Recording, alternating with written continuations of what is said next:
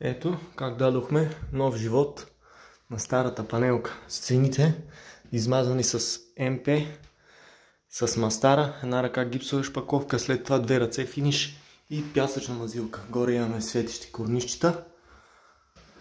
Банята. Баня в панелка 1,20 на 1,40. Няма как повече така по-друго разположение да има. Тоалетната.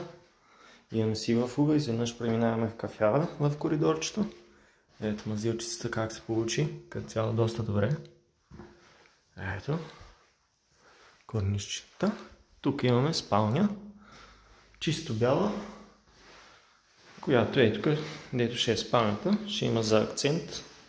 Ето те с панели. Но още не са пристигнали. И две нощни лампи. Первазите ще се монтират след като се сложат мебелите и вратите. И общо взето това е. Дадохме нов живот на старата панелка.